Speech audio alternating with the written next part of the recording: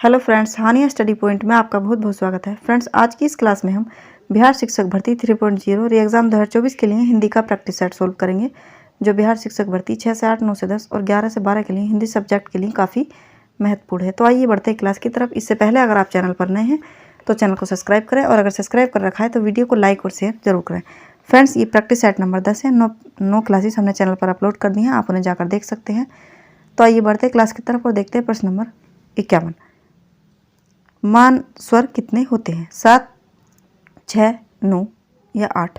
मान स्वर कितने होते हैं? प्रश्न नंबर 51 का राइट आंसर होगा डी, 8 होते हैं। प्रश्न नंबर 52 है, किस विद्वान ने देवनागरी लिपि के स्थान पर रोमन लिपि स्वीकार करने का सुझाव दिया था?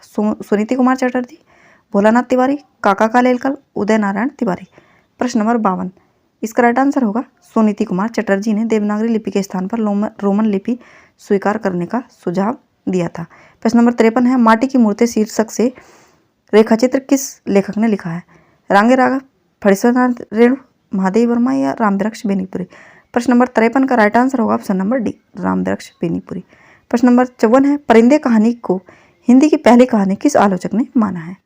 प्रश्न नंबर 54 है, परिंदे कहानी को हिंदी की पहली कहानी माना है नामवर सिंह जी ने, पहली कहानी। आगे चलते हैं, प्रश्न नंबर 55 देखते हैं। मित्र संवाद पत्र साहित्य किनके बीच लिखे गए पत्रों का संग्रह है? रामविलास शर्मा, केदारनाथ अग्रवाल, नमीचंद जैन, नागार्जुन, अमृतलाल नागर, यशपाल अज्ञे, विद्यानिवास मिश्र।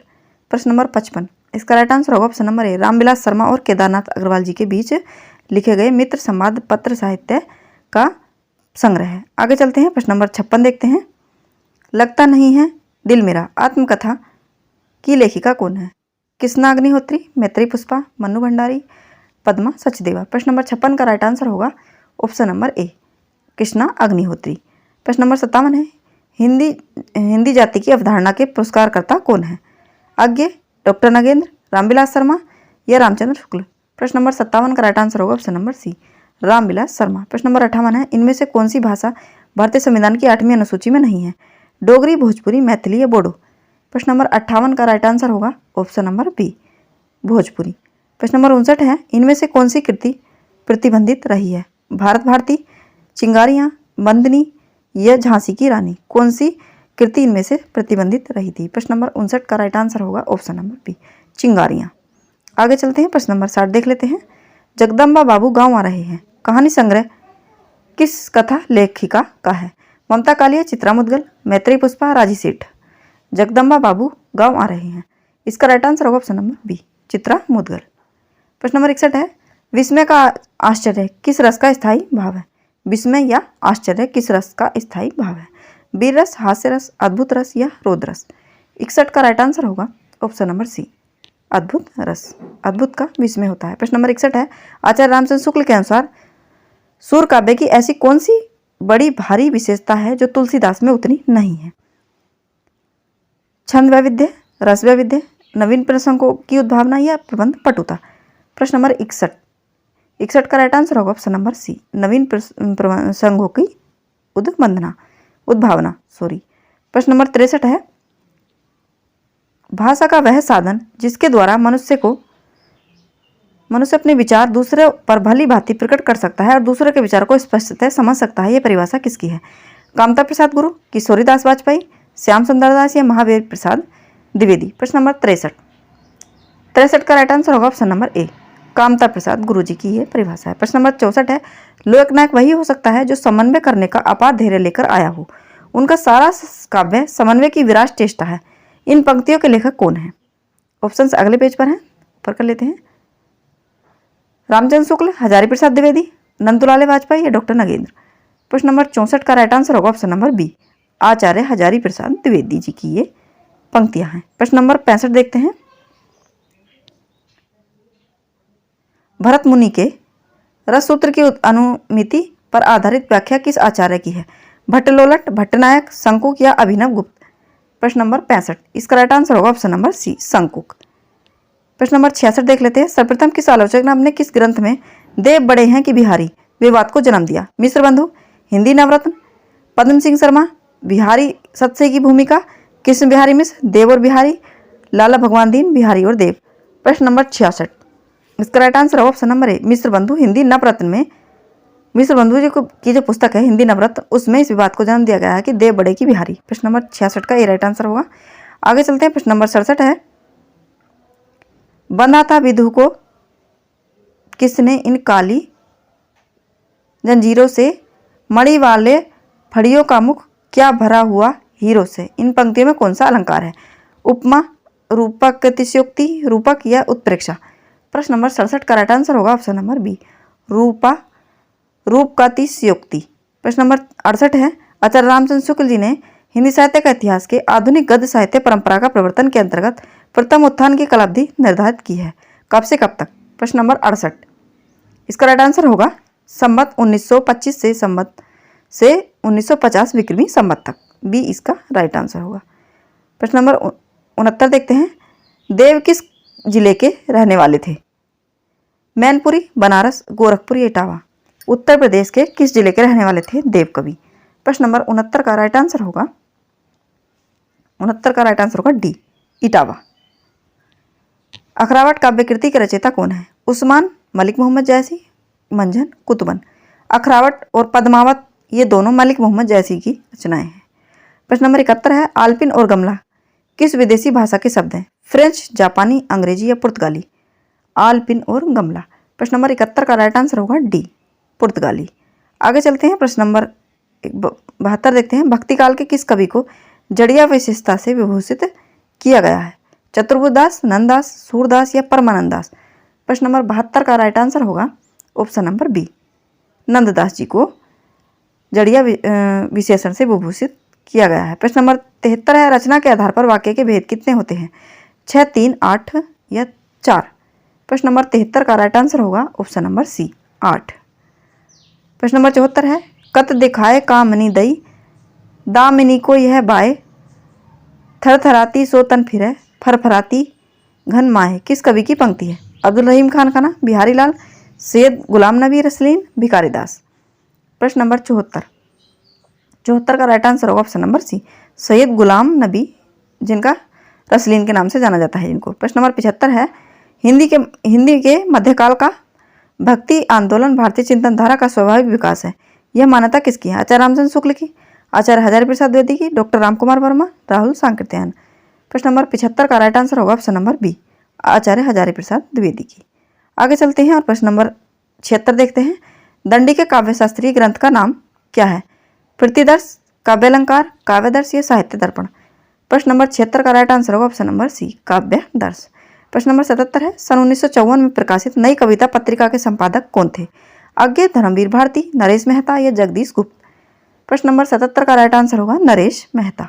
प्रश्न नंबर 78 है, खलटाही का दूसरा नाम क्या है? बघेली, बुंदेली, ब्रजी या छत्तीसगढ़ी।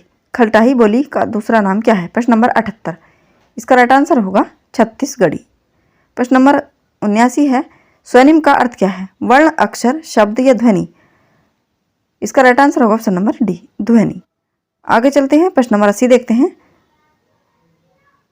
गोस्वामी तुलसीदास ने रघुनाथ गाथा रामचरितमानस की रचना किस उद्देश्य से की? यश के लिए, लोकहित के लिए, परंपरानुपालन के लिए या स्वयंत सुखाय के लिए। गोस्वामी तुलसीदास ने रघुनाथ गाथा अर्थात रामचरितमानस की रचना किस उद्देश्य से की थी? 80 का राइट आंसर होगा स्वांत सुखाय के लिए। प्रश्न नंबर 81 है, विरुद्धों का सामंजस्य विषयक सिद्धांत किसने प्रतिपादित किया? डॉक्टर नगेंद्र, हजारी प्रसाद द्विवेदी, रामचंद्र शुक्ल, विश्वनाथ प्रसाद मिश्र। प्रश्न नंबर 81 का राइट आंसर होगा ऑप्शन नंबर सी, रामचंद्र शुक्ल।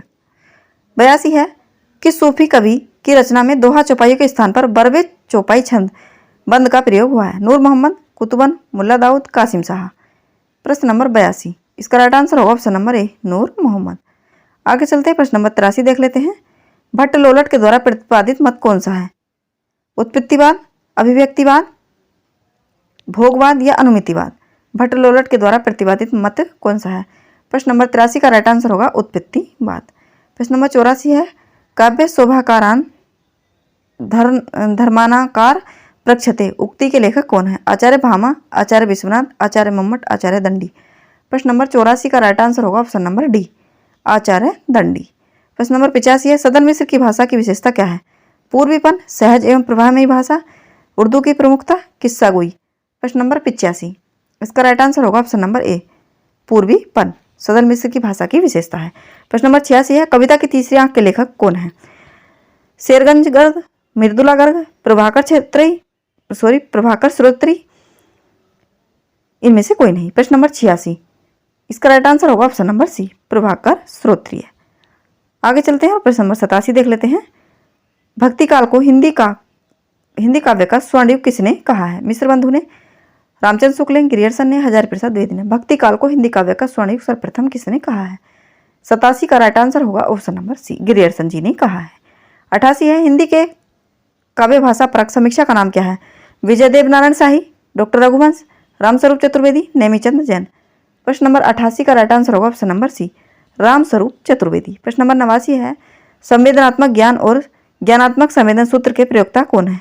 रमेश कुंतल मेघ, विजयदेव नारायण शाही, मुक्तिबोध, मनोहर श्याम जोशी। प्रश्न नंबर 89, इसका राइट आंसर होगा ऑप्शन नंबर सी, मुक्तिबोध। आगे चलते हैं, प्रश्न नंबर 90 देखते हैं।